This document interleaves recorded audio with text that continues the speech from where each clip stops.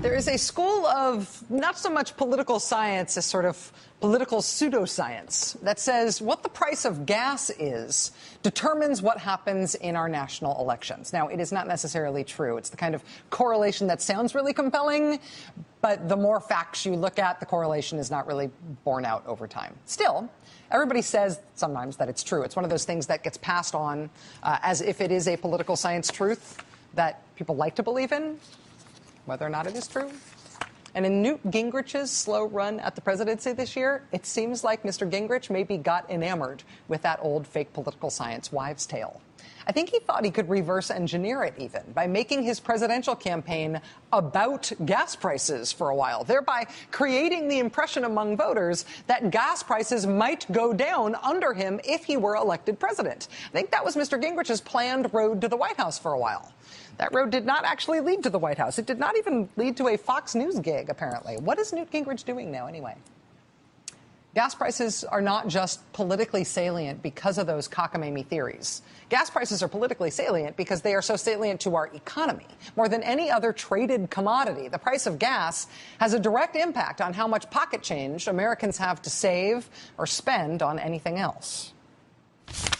People are not happy this morning. The gas prices are going up once again. In fact, many people are flocking to places like this Arco here in Davis to try to find the cheapest gas prices around. Right now, a gallon of unleaded is going to cost you $4.13. Last week, gas jumped as much as 16 cents at many gas stations in California, and prices are expected to go up another 20 cents in the next few days.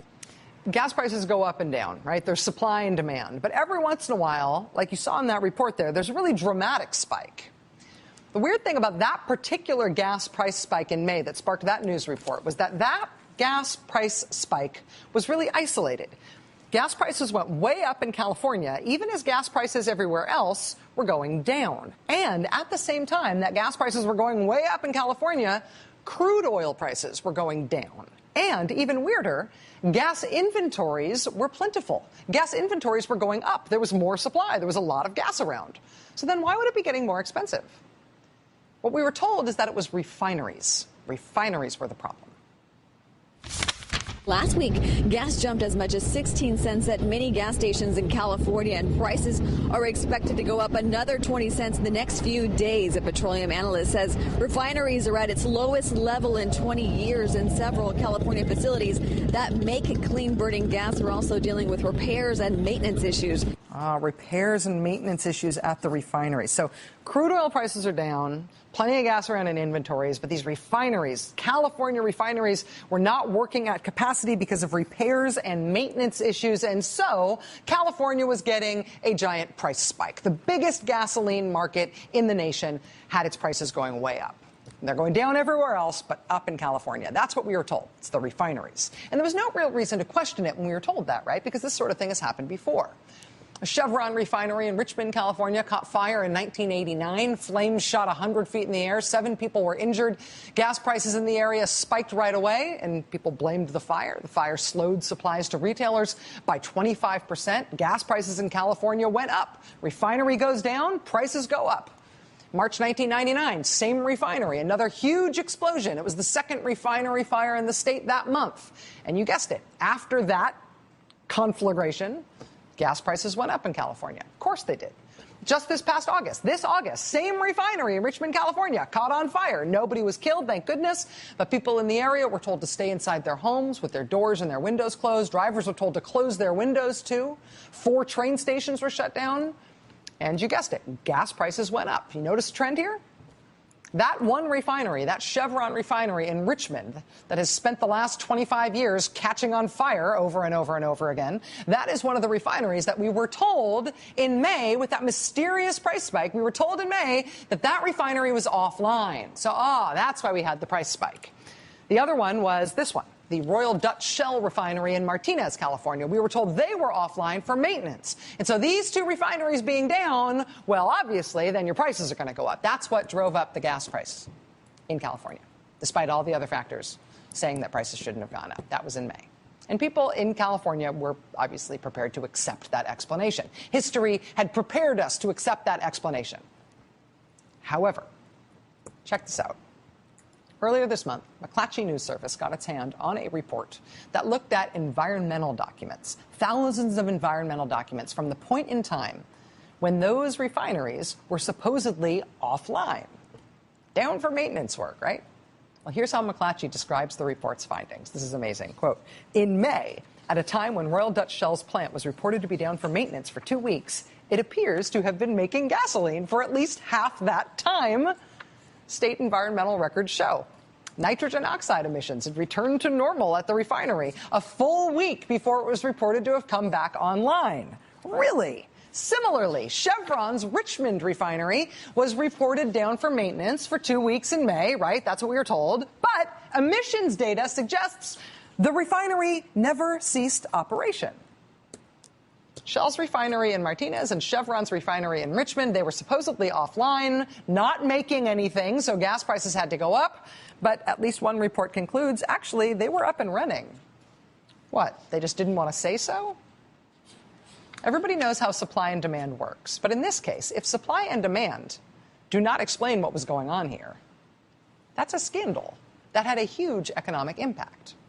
Were the refinery companies lying about this just to boost prices up and pocket the difference? Does this happen all over the country? What's going on here? And what tools do we have to figure it out if we are being suckered?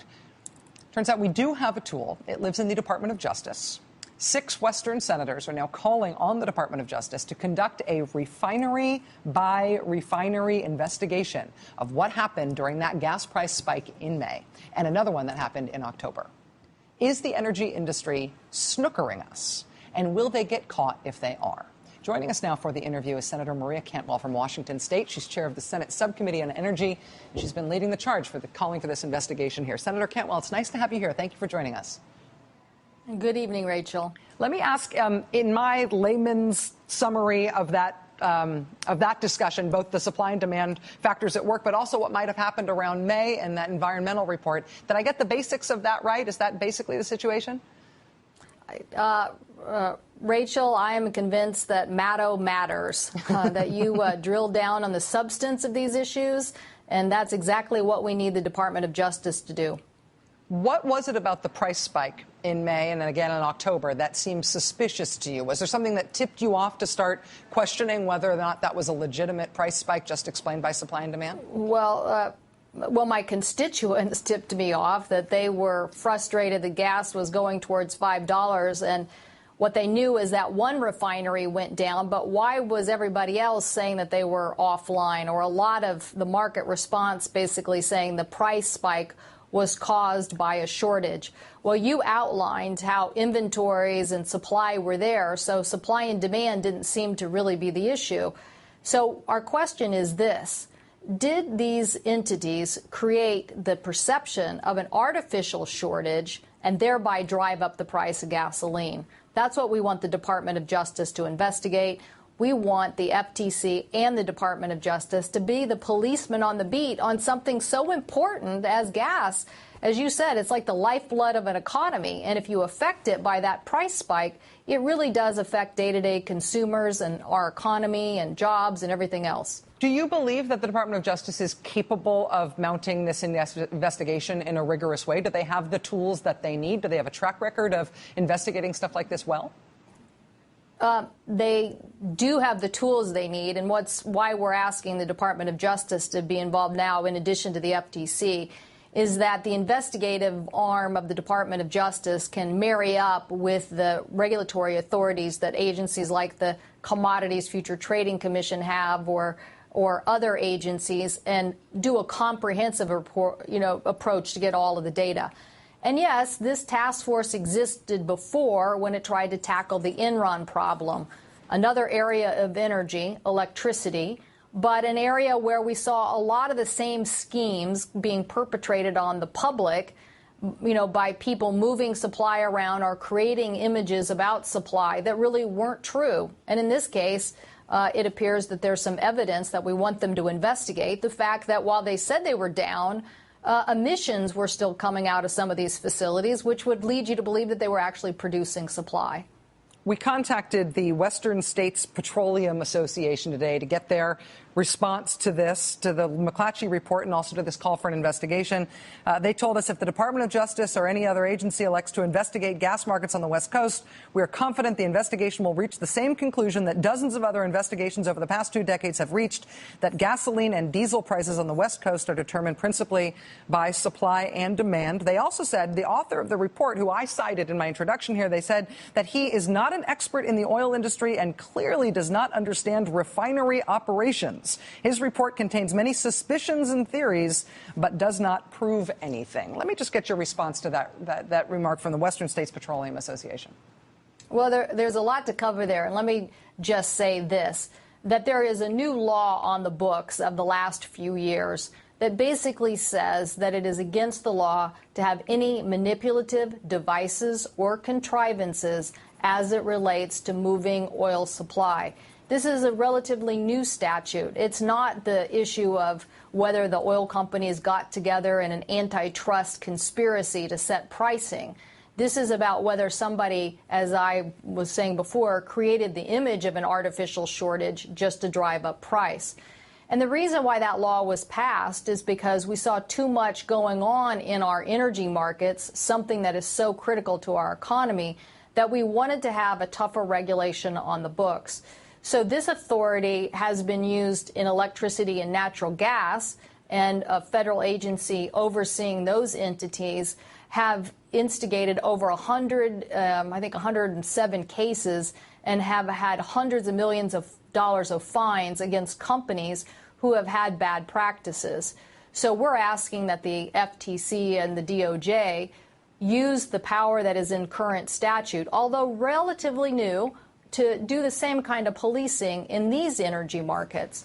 And to Mr. McCullough in Oregon, we couldn't thank him enough in the Northwest, because when the federal entities in charge of electricity failed to investigate fully the Enron case, Mr. McCullough provided crucial evidence by investigating tapes and documentation on behalf of our utilities in the Northwest that proved successful in saving our consumers over $1 billion.